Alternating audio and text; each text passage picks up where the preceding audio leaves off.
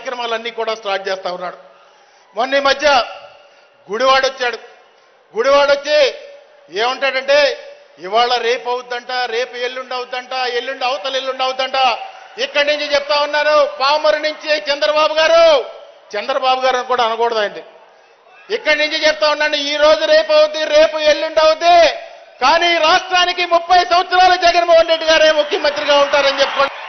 మీ అందరికీ ఈ కార్యక్రమానికి విచ్చేసిన ప్రతి ఒక్కరికి కూడా ధన్యవాదాలు తెలియజేసుకుంటూ ఇక్కడి నుంచి జగన్మోహన్ రెడ్డి గారిని, సార్ మా నియోజకవర్గంలో ఎక్కడ కూడా సంక్షేమ కార్యక్రమాల విషయాల్లో ఎక్కడ కూడా ఏ ఒక్క లబ్ధిదారుడు కూడా ఇబ్బంది పడకుండా ప్రతి ఒక్కరికి కూడా సంక్షేమ కార్యక్రమాలు అందజేశాం సార్.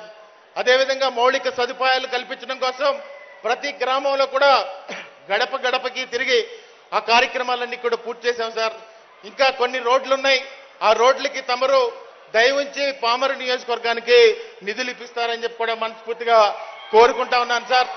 మీ అందరికీ ఒకటే మనవి చేస్తా ఉన్నాను, ఆఖరిగా ఇదివరకు చంద్రబాబు నాయుడు సింగపూర్ వెళ్తే ఈ పామర్నంతా సింగపూర్ మార్చేస్తానని చెప్పి ఆ రోజు చెప్పేవాడు. కానీ ఏ రోజన్నా పరిపాలన ఎలా ఉంది, ఎందుకు పెన్షన్ తీసుకునే అవ్వాతాతలు ఇబ్బంది పడతా ఉన్నారు, మహిళలు ఎందుకు ఆర్థికంగా ఎదగలేకపోతా ఉన్నారు, ఏ రోజన్నా చేసావా చంద్రబాబు అని చెప్పి నేను అడుగుతా ఉన్నా. అదేవిధంగా మీరు ఒకటే గుర్తుపెట్టుకోండి, కులం మతం ప్రాంతం ఎక్కడ కూడా రాజకీయాలకు అతీతంగా ఈరోజు పరిపాలన జరుగుతూ ఉంది.